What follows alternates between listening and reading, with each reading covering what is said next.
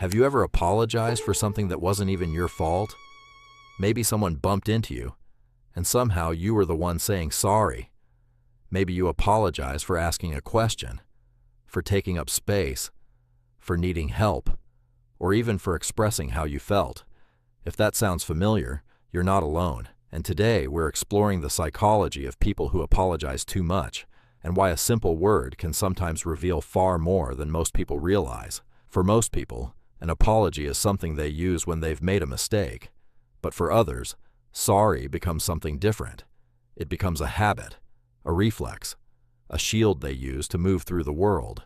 Without even realizing it, they start apologizing for things that don't require an apology at all. And over time, they stop noticing how often they do it. So why does this happen? Psychologists believe that excessive apologizing is often connected to a strong desire to avoid conflict.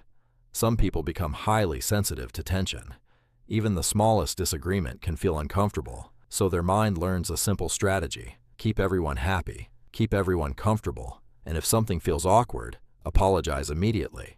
Not because they're wrong, but because peace feels safer than confrontation. For others, the habit begins much earlier. Some people grow up in environments where they constantly felt responsible for other people's emotions. If someone was upset, they blamed themselves. If there was tension in the room, they felt pressure to fix it. So they learned to apologize quickly, hoping it would restore harmony. Even as adults, that pattern can quietly follow them. And here's something many people don't realize.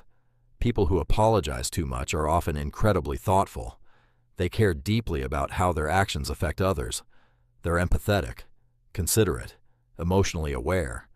But sometimes that awareness becomes so strong that they begin carrying responsibility for things that were never theirs to carry. They start apologizing for things beyond their control, for other people's reactions, for setting boundaries, for having needs, for simply being human. And that's where the problem begins. Because every unnecessary apology sends a small message to the brain, a message that says, my presence is an inconvenience, my needs are a burden, my feelings matter less. Over time, those messages become beliefs, and those beliefs can slowly damage confidence and self-worth. But here's the truth. Being kind doesn't require shrinking yourself. Being considerate doesn't require taking blame for everything. And being a good person doesn't mean constantly saying sorry. Sometimes the healthiest response isn't an apology at all. Sometimes it's simply saying thank you. Instead of, sorry I'm late, you say, thank you for waiting. Instead of, sorry for bothering you, you say, thank you for your time. It's a small shift, but it changes the way you see yourself, and the way others see you too. Because confidence isn't about being loud.